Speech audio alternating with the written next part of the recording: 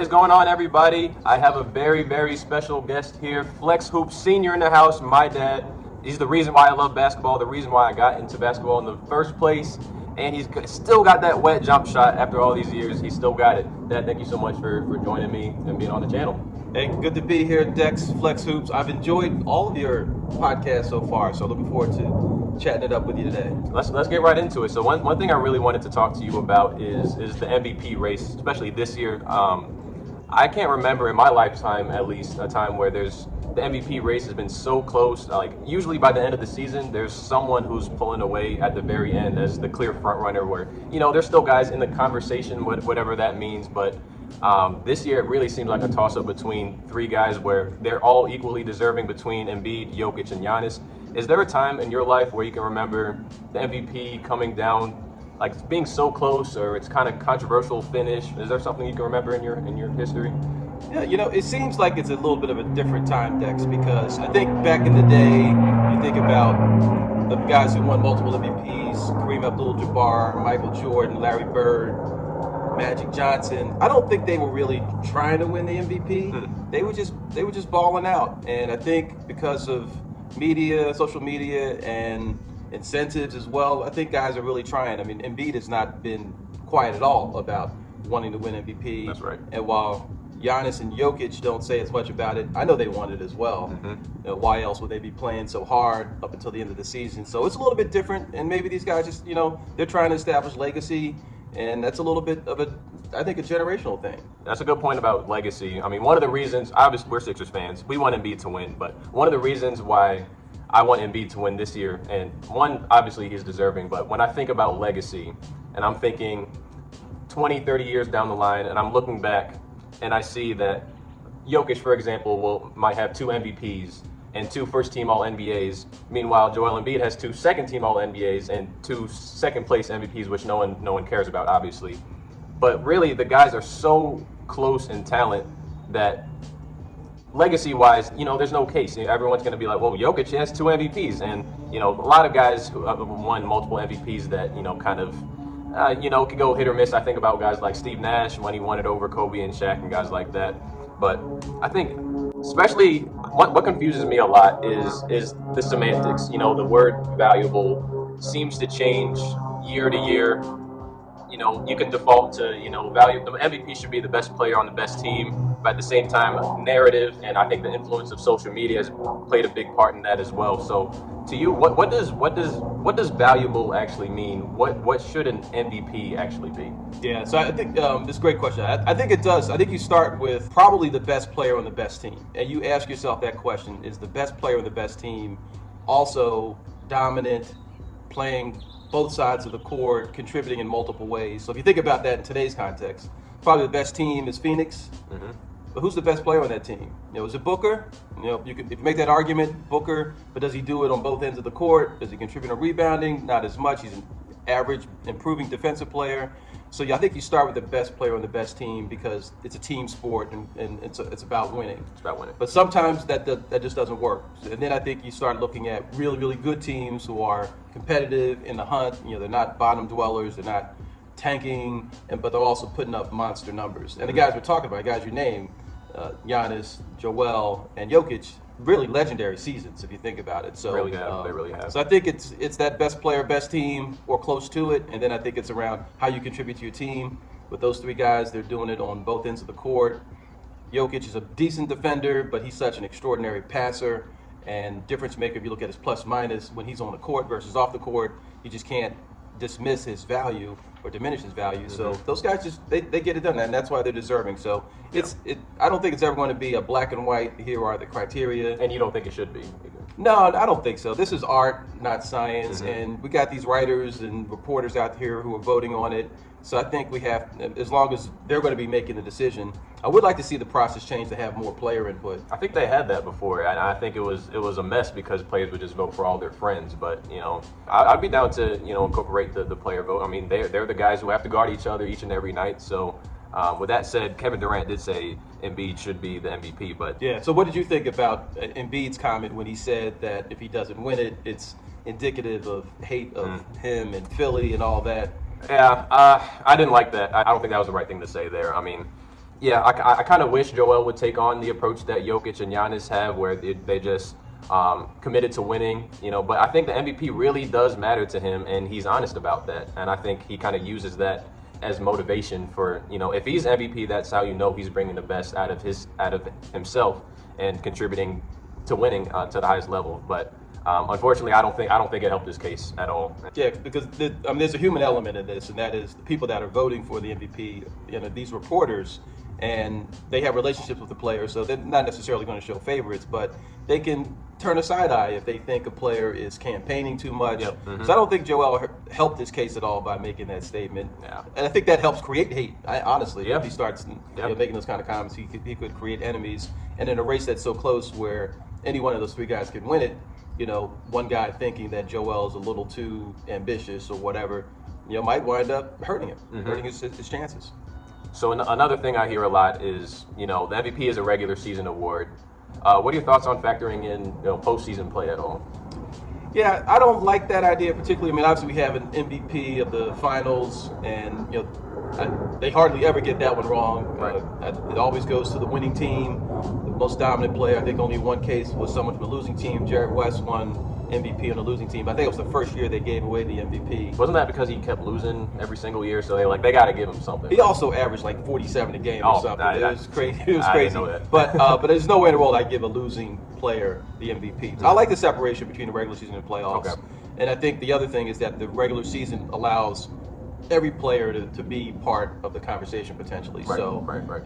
LeBron was having an MVP year. Mm-hmm. I mean, he would not gotten my vote, but he was having an MVP year. But obviously his team didn't make the playoffs. So I like the regular season break off between as far as looking at the MVP. Mm-hmm. Yeah, I want to go back to this thing about narrative though, because while the MVP doesn't always go to the quote unquote best player in the NBA, because otherwise Jordan would have 6 or 7 more. LeBron would have had a few more as well. Storylines matter.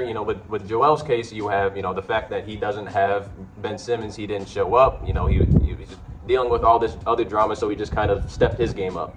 In Jokic's case, it's like he didn't have his 2 best players, and not only that, I think he's leading his team in points, rebounds, assists, blocks, steals, and field goal percentage. So when you think of guys who are most valuable to their team, I mean, he fits all the criteria. So there's really no case you can put against him. I think currently he's leading the race in the MVP. But who are you liking in some of the other awards? So who is your rookie of the year, for example?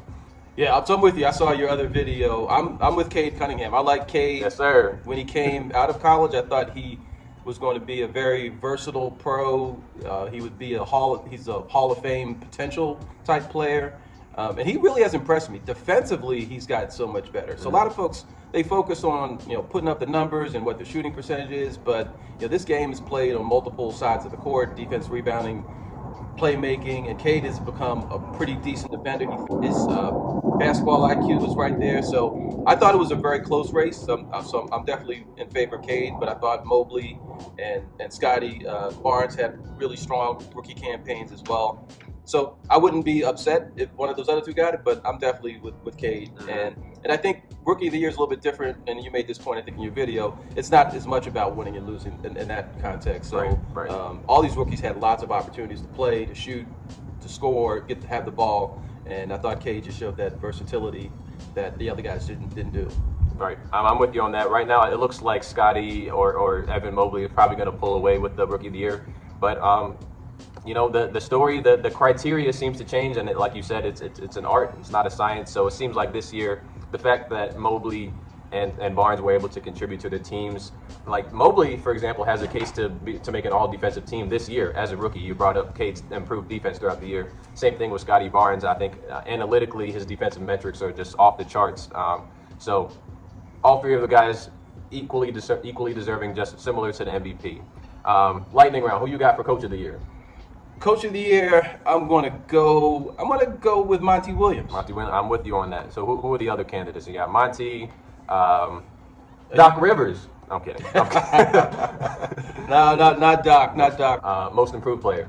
Most improved player, I'm gonna go with Bane. Desmond Bane. Desmond Bane from the Grizzlies. That guy, he's all-star level right now. I like it. And he was not definitely not that in the last couple of years. I have John Morant. It's funny we pick the guys on the same team who are going to win Most Improved. The case against John Morant is, he was so great already last year, but this year he kind of elevated himself into that top tier elite level company.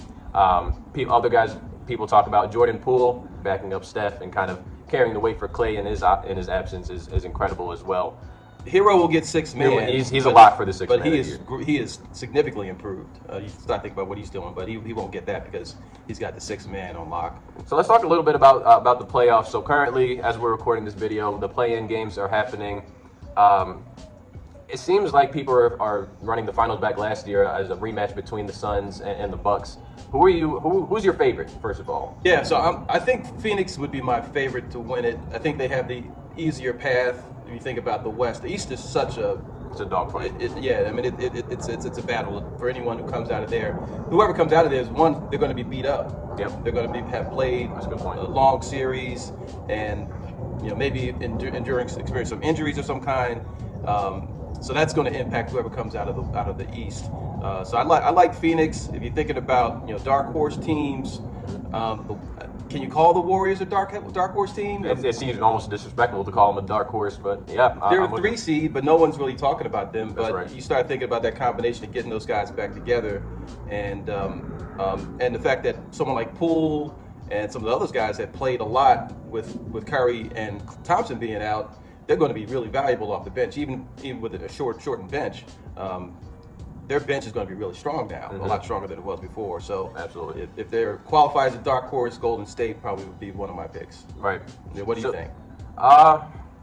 Yeah, I mean, I've been rocking with the Suns all year. I think I think just that they had a taste of the finals from last year, they're going to be even hungrier. I think Devin Booker, he thinks he should be the MVP. He's not really in that discussion as much as he would like to be, and I think he's going to come out with something to prove. He's like, all right, you're not going to give me MVP? I'm going to get this finals MVP then. And I think they're with him, DeAndre Ayton is really coming into his role. Miles Bridges, I didn't ask you about Defensive Player of the Year, but he's actually one of the front runners for Defensive Player of the Year, which is another award that's kind of a toss up there. Who's your pick for that, real quick?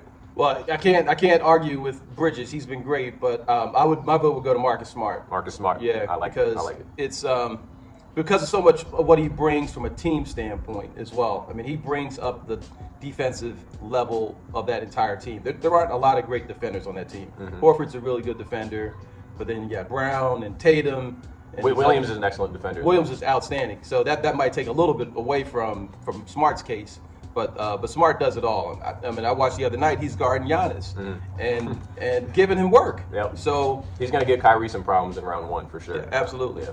I'm with you on that. I don't like the Celtics at all, but the fact that the Celtics were able to kind of find a groove midway through the season and really establish their identity on the defensive end, they're scary. They are a very, very scary team, and I don't know who I like coming out of the East. I mean, Miami's the 1 seed. You got to give them respect. They were just in the finals 2 years ago. I'm trying to not get my hopes up about the Sixers too much. We do have a very high ceiling, but we also have a very low floor. I wouldn't be too surprised if we lose to the Raptors in the first round. God forbid, knock on wood. But I mean, the Bucks are probably my pick. But I mean, you can't count out the Celtics. Can't count out the Bucks. Can't count out the Nets. The Nets as well. I mean, so we can take another segment and talk about Simmons. But I'm good. I'm good on that. But even without him, I think when the Nets take the court in most series, they're going to have the two best players. Yep. Certainly two best offensive players. No doubt. And then they're getting contributions from Bruce Brown, and Drummond is doing his thing, just kind of taking up space and rebounding. But you got KD and Kyrie. I mean, any game is winnable by a long shot. But I think when I talked earlier about the Eastern Conference being a gauntlet, that's a lot of games for just two players to have to carry a team. Absolutely. But they're going to be pretty beat up by the time they get to where they need to go. Yeah. So I'm not afraid to put Philly out in the universe and say that we're going to win the East. Oh man, let's do it. I'm with you. Let's get it done. Let's do it. Oh man. Well, Dad, thank you so much for taking this time with me, hopping on this video. I'm gonna try and bring in some more special guests like this. This was really cool. Just great chopping it up with you for a while. All right, man. Always. All right, man. Talk to you. Talk to you soon. See you on the next one.